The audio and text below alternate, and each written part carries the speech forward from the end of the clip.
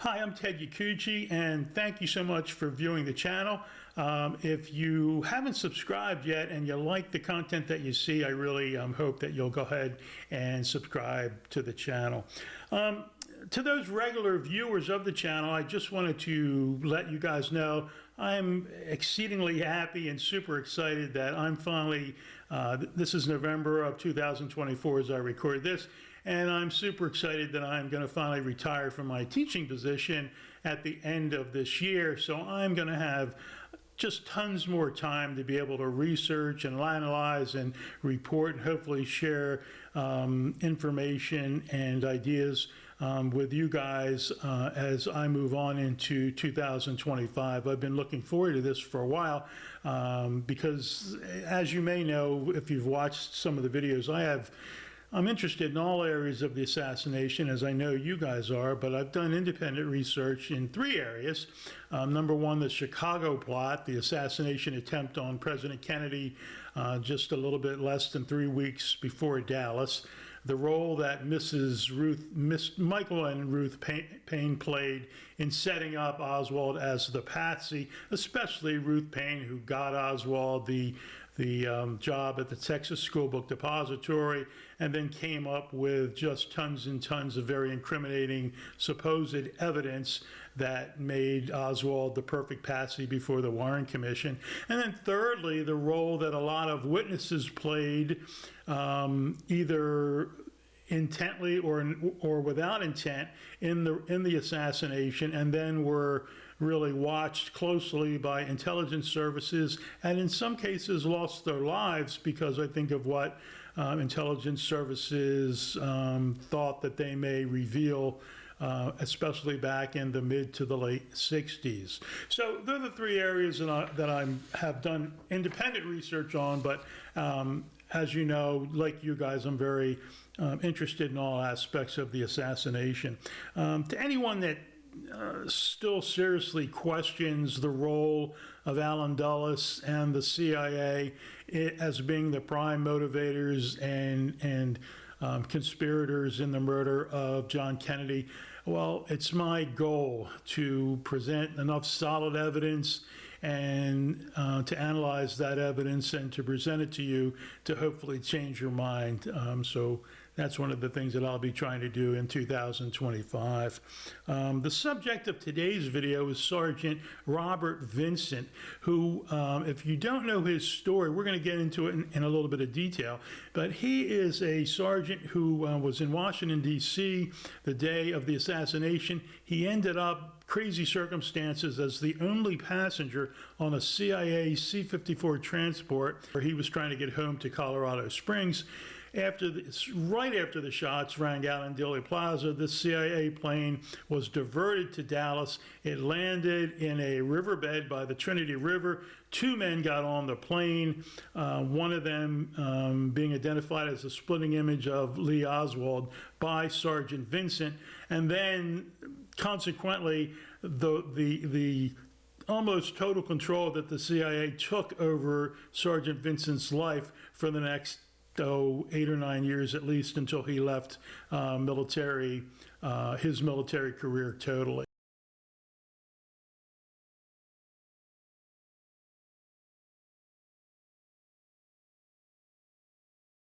One of the most interesting aspects about the whole second Oswald situation when it comes to the JFK assassination is really the experiences of Sergeant Robert Vinson, and actually his wife also, Roberta, or Bobby as she was known, because she became part of the story as we go on. Let me tell you a little bit about it if you haven't heard of who Robert Vinson is. He was a United States Air Force sergeant. He was stationed at Colorado Springs, Colorado, where he lived with his wife, Bobby.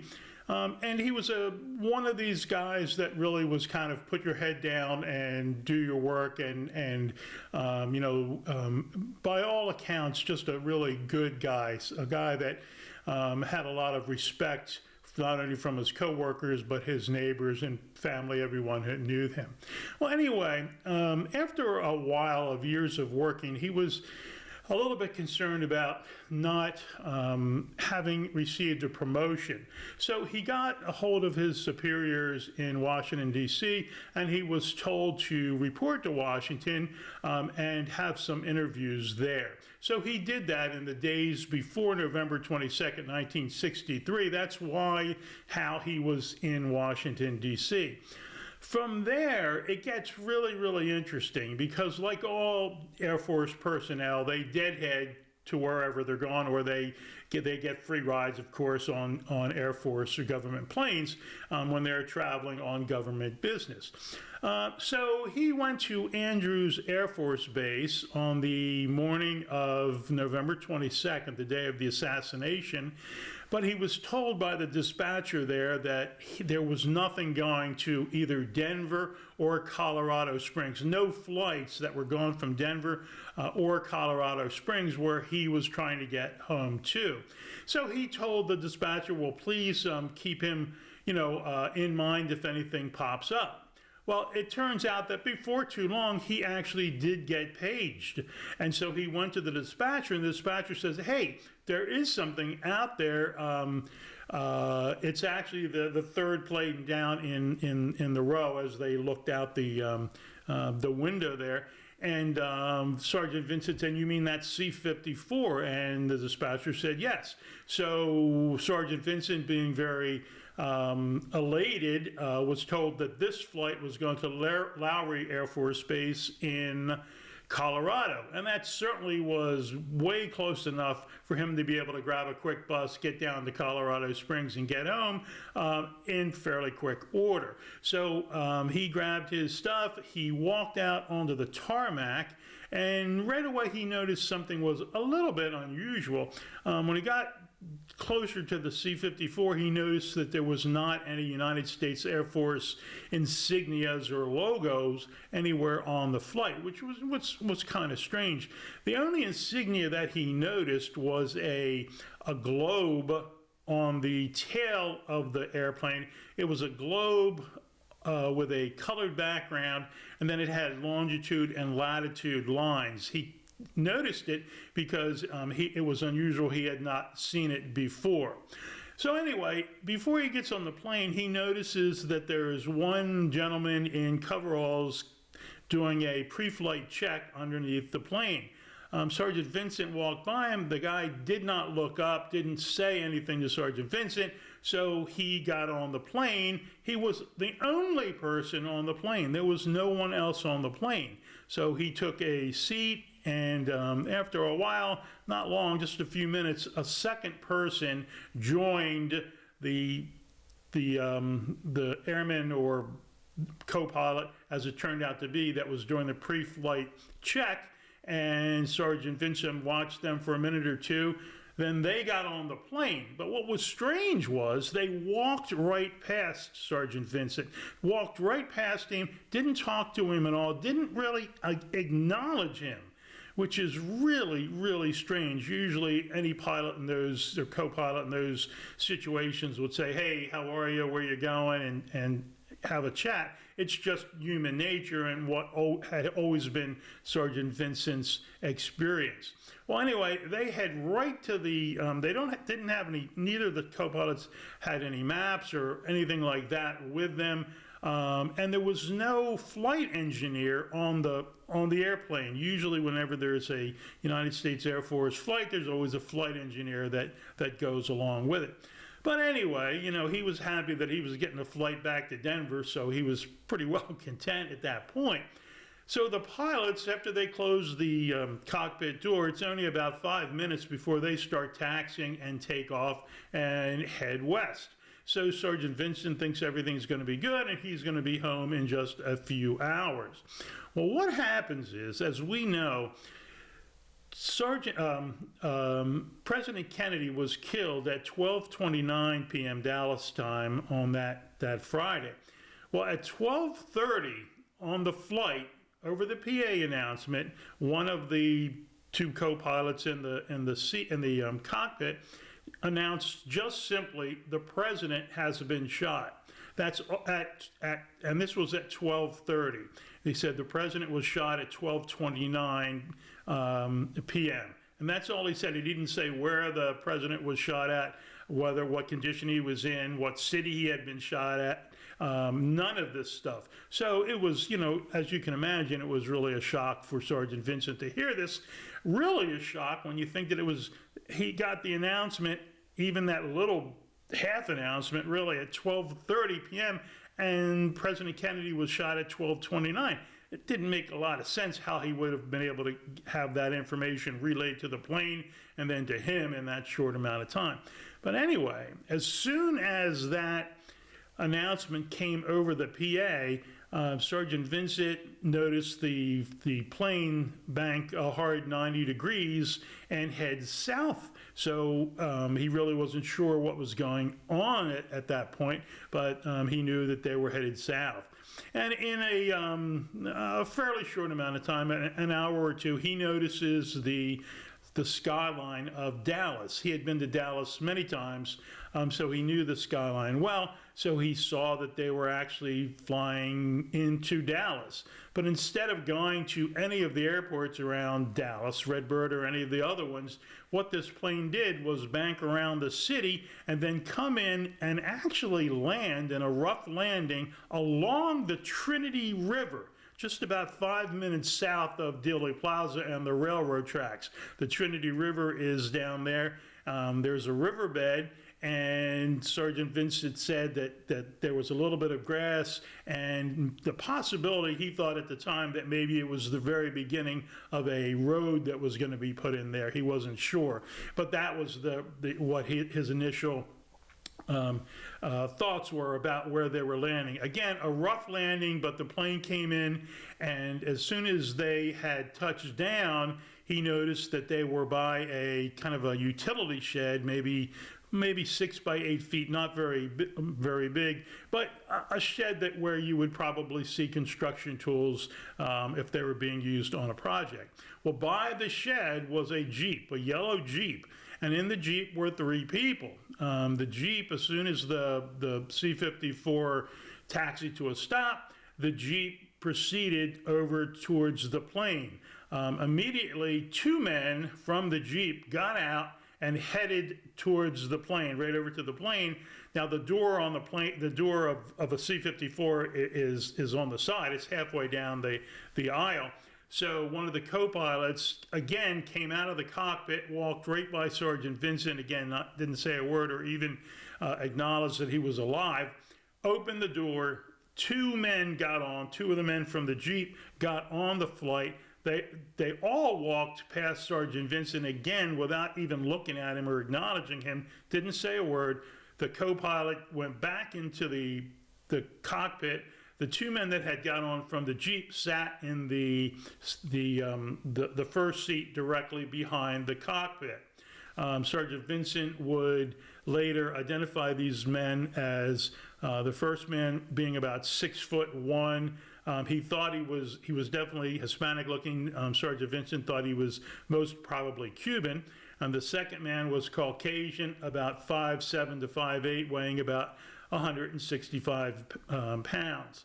So anyway, that's really, really strange, but again, Sergeant Vincent's in the Air Force. I mean, they don't necessarily ask a lot of questions when in a situation like that, so he didn't ask anything of the people on the plane.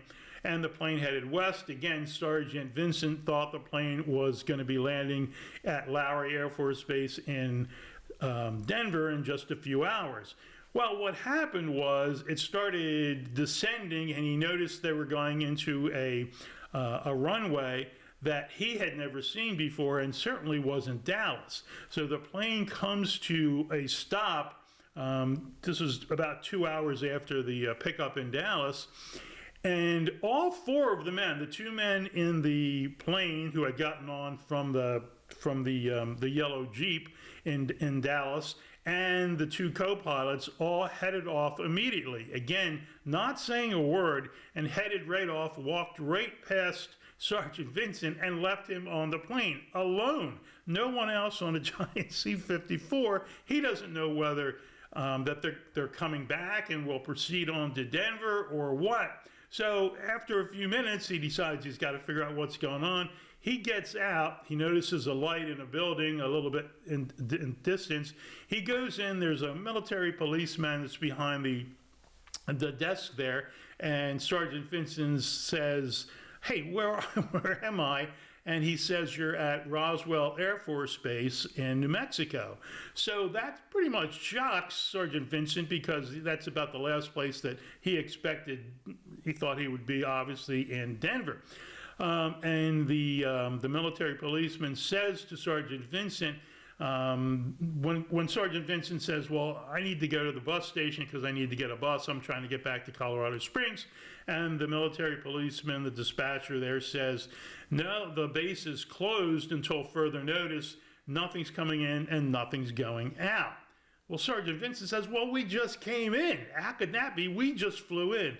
And the military policeman said, "Well, I don't know anything about that, but the base is closed until further notice." So Sergeant Vinson, says, "All right, well, please just let me know, when that happens."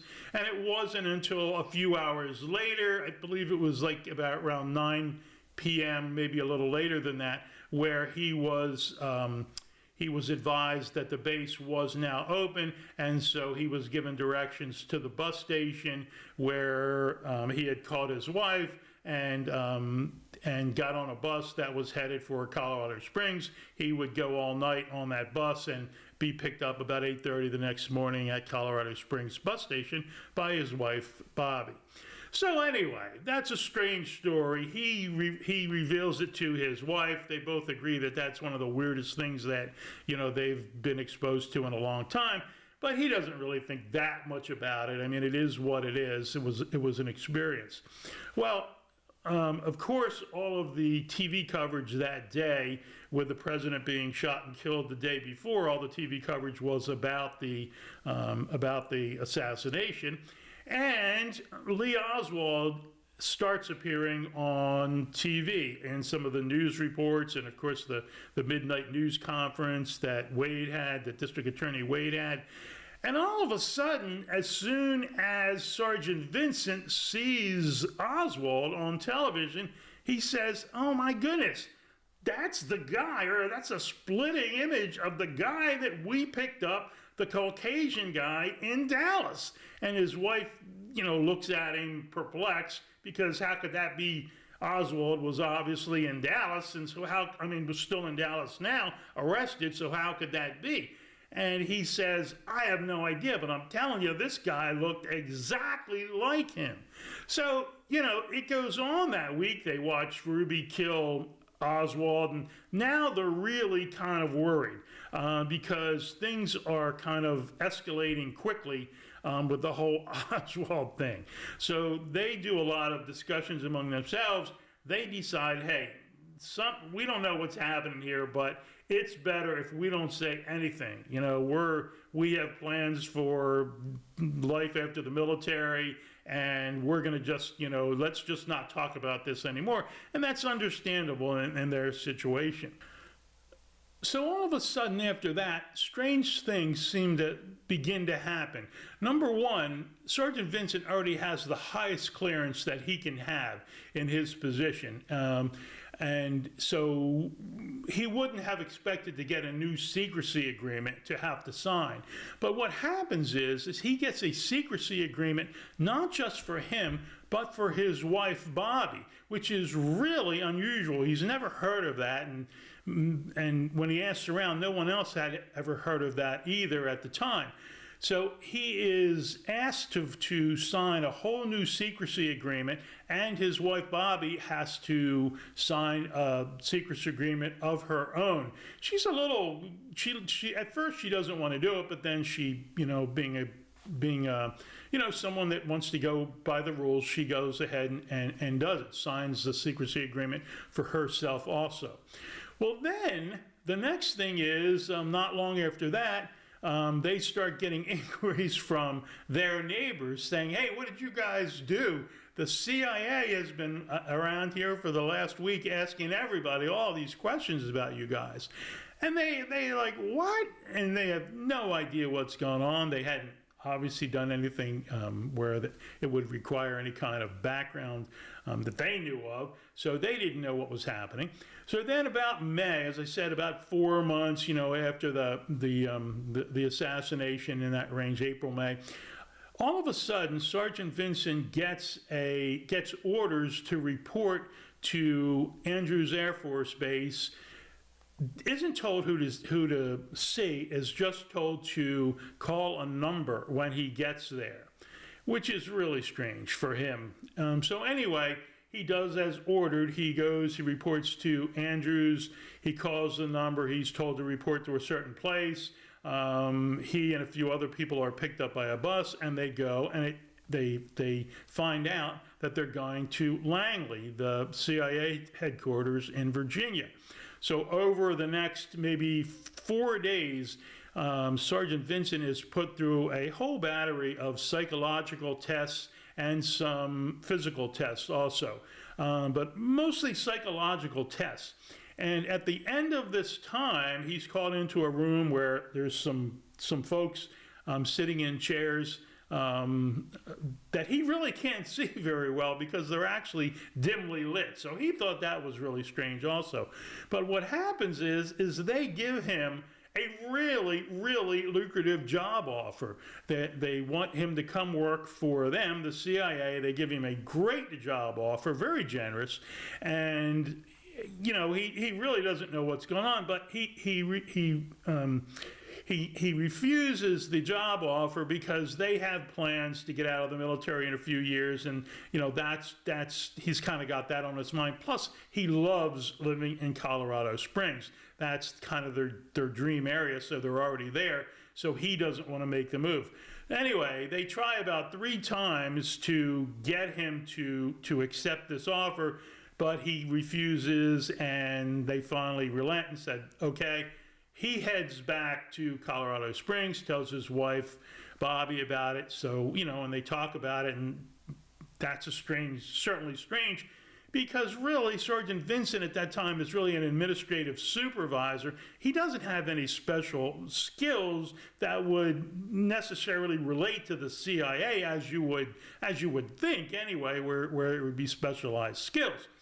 So anyway, what happens is about 6 weeks after that, he gets orders that he's not giving a choice. He's to report to ENT Air Base in Washington, D.C. He's being assigned there, and it's not a question. It's just an assignment that he has to take. So they're perplexed. They've got to sell the house. They've got to do a whole bunch of stuff. So what happens is, before he's to report to ENT Air Base in Washington, D.C., he's told not to report there. He's told to report to Las Vegas, to a motel in Las Vegas, and call a number, which is, again, just so strange. But anyway, he does it. He and Bobby, they leave, they get in, they go to this motel. He calls the number after, and it actually took a couple of days to get things squared away, but he's told to, again, report to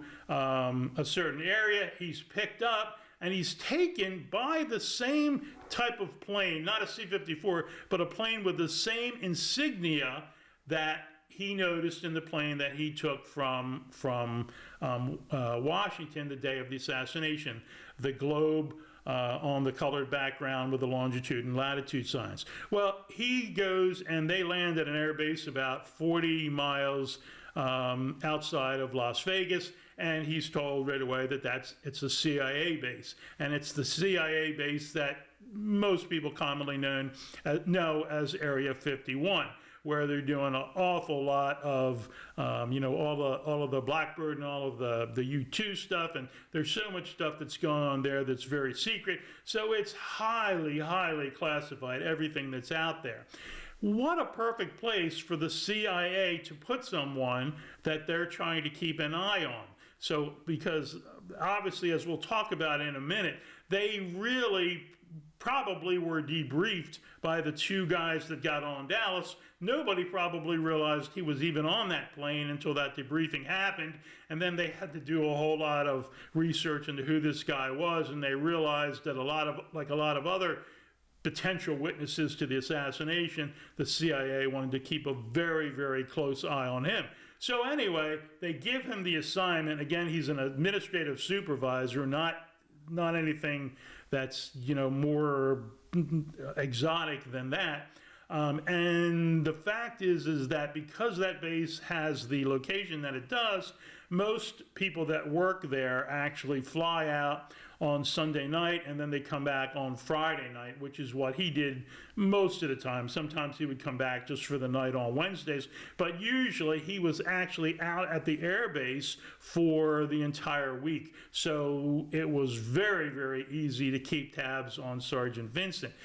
The home that they had in Colorado Springs, they got sold in one day. The CIA bought the home, and again, he was taken care of. He was when they actually retired. When he actually retired from the military, he said, and his wife said the same thing, that they felt like they were being kept in a plush prison. So it wasn't that they weren't getting paid well and they weren't getting perks and they weren't getting, it wasn't that it was not a pleasant experience, but they felt that it was a prison. That's how tightly their lives were controlled. Anyway, this goes on until he retires from the Air Force. He goes on to have a career outside of the Air Force, but he's under the secrecy agreements. And, this always sticks in the back of his mind what he experienced that day, the possibility in his mind of a second Oswald getting on that plane in Dallas. His wife and he talk about it, occasionally, but again, they agree that, it may be dangerous even to really, pursue it any further. Well, what happens is in the 1990s with the assassination records, AARB, the Record Review Board comes out, and it is anybody that's under a secrecy agreement of anything surrounding the Kennedy assassination is now freed from that secrecy agreement. So he had been thinking about this for a long time. The first thing that he did was he approached a television news anchor that he had a lot of confidence in because he had watched him a lot. This was in the Midwest, where he was living in Wichita at this time. And then from there, they wanted to make sure that the secrecy agreement really was okay to put in the rear view mirror. So they went to a lawyer. The lawyer contacted one of the head liaisons between the AARB and Congress, and he was told that yes, it is okay to go ahead and tell what he knows. And then he went on to tell his story and actually wrote a book about it called Flight from Dallas.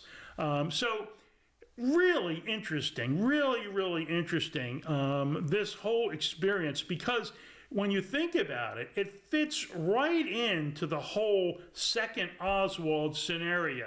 There was a second, or it could have been more than just a second, could have been even more, but certainly someone was running around Dallas for the months before November 22nd, 1963, trying to draw attention to themselves, and this person looked the splitting image of Lee Oswald. And we have all of these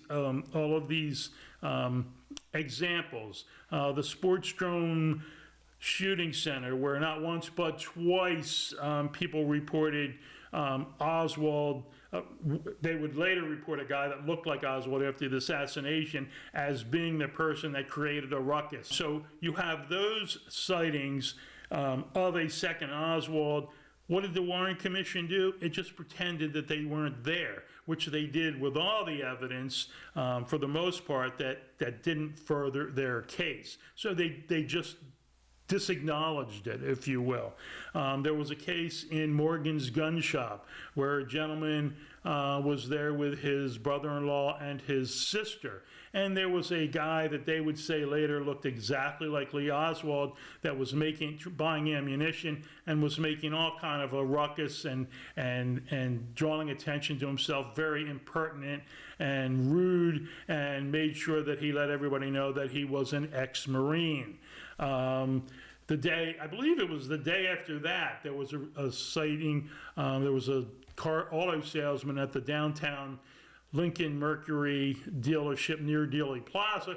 I believe the salesman's name was Guy Bogart, if I remember correctly, and he reported that Lee Oswald, a guy came in looking like Oswald, which he would report later, stated that his name was Lee Oswald, just actually used the name, so there's no question that he was trying to impersonate him or be an imposter, and then said that he was interested in a Red Mercury Comet. He didn't have the money for the down payment then, but he said he would have plenty of cash in a couple of weeks and that he would pay for the whole car then.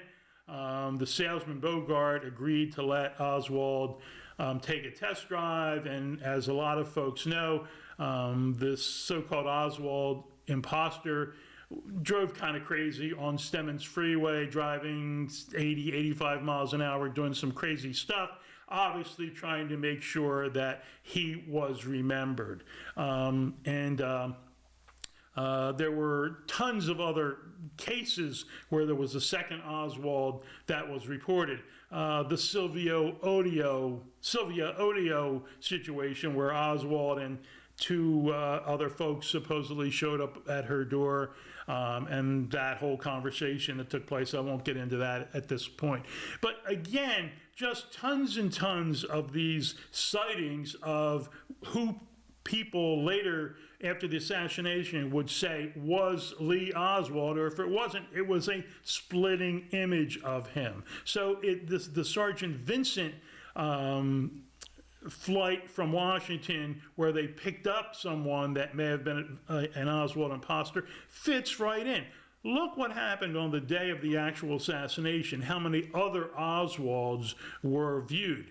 Number one, it starts right at the site of the assassination. Officer Roger Craig, as a lot of folks know, he's outside in Dealey Plaza. He's doing investigations. He hears a shrill whistle. He looks up, and there's a green Rambler station wagon that's heading west on Elm Street.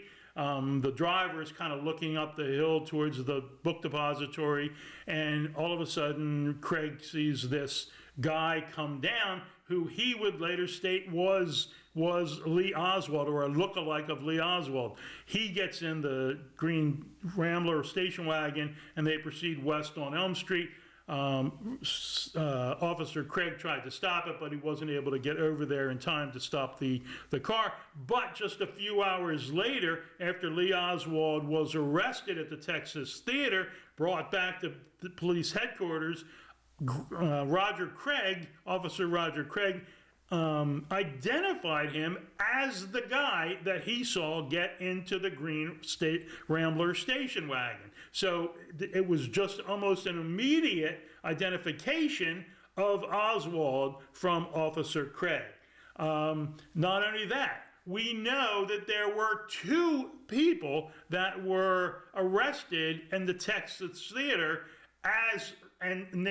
under the guise of having Lee Oswald arrested. We know that the actual Lee Oswald was arrested in the main level of the theater, and he was brought out the front of the theater, where there's a lot of very famous photos that show him being arrested there and putting in a police car and taken off. But just 3 or 4 minutes after that, there's a second Oswald, a second guy that everyone says looks exactly like Lee Oswald.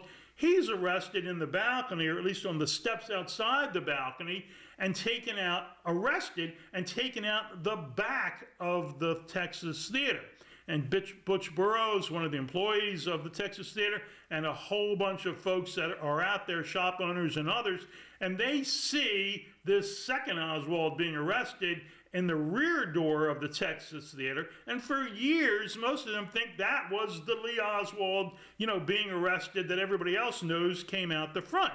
A few minutes after that, there's another Oswald sighting in the parking lot of the El Chico restaurant, which is just a few blocks from the Texas Theater.